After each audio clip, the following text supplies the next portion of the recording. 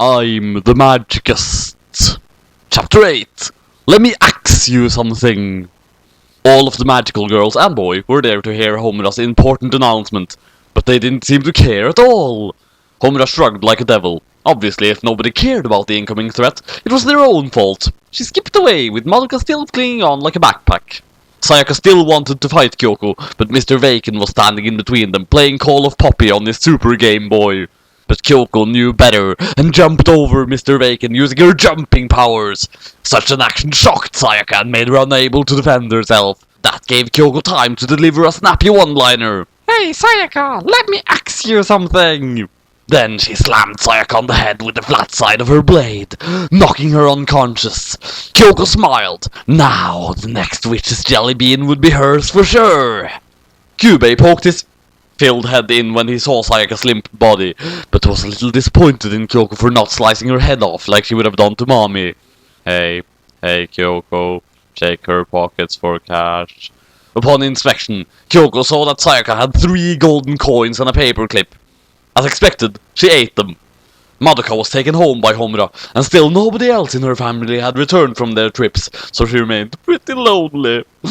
Luckily for her, she learned how to operate their American-made home phone, so maybe she could call her mother. So, all I have to do is put my finger in the number holes and turn the thingy for every number. Arceus, have mercy on me, I didn't study for this! Madoka winged it and dialed the first phone number that came to mind, but it was the wrong number. Hello, Moe's Tavern. Madoka was nonplussed. I'm looking for a Mrs. Kaname, first name Junko. The voice in the phone responded kindly. Hang on, let me check. Hey, I'm looking for a Junko Kaname. Is there a Junko Kaname in here? Hey everybody, Junko Kaname! Madoka heard laughing coming from the other side, and then the kind voice began again.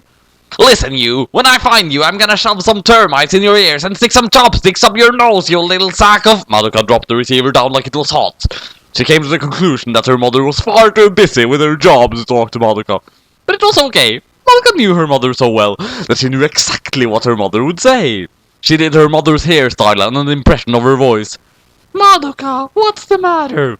Madoka switched back to her own voice. I'm worried about Sayaka. She kept switching back and forth to keep the conversation going. Who's Sayaka? She's my friend from school. The girl with the green hair? No, silly, that's Hitomi.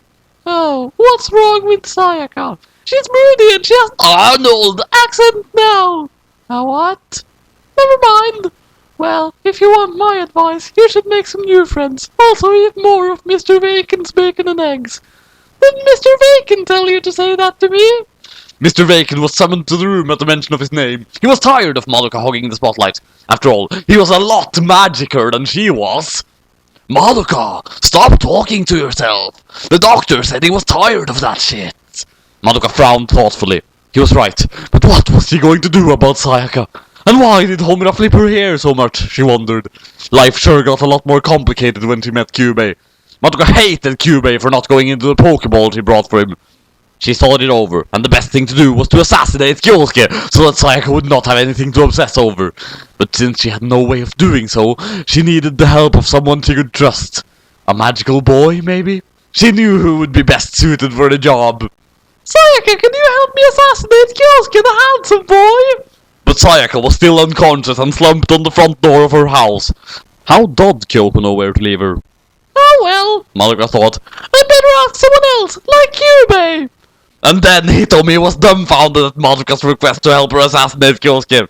Girls can't assassinate boys! Girls can't assassinate boys! And then she fell into a deep trance of depression, lying on her back with her arms crossed. And so Madoka concluded that she had to take it upon herself to handle this. She retreated into her basement to make her plans. Meanwhile, Homura was busy with her own agenda. Maybe Kyoko would take her more seriously if they talked in private. Luckily for her, Kyoko was busy at the arcade, playing her favorite game, DDR, and eating her favorite food, everything!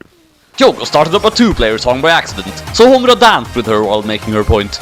Kyoko Sakura, the biggest, baddest witch of them all is coming in a few weeks, and you don't even care. How can you live with yourself?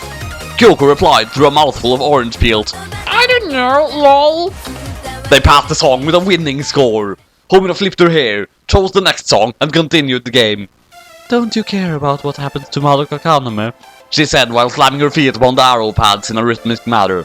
Kyouko, who was also dancing, took a bite out of her Krabby Patty. She's not even a magical girl, who cares? Homura was struggling to keep up. Her long hair kept getting in the way. If Kyubei suckers Madoka into making a contract with him, then we might have a chance.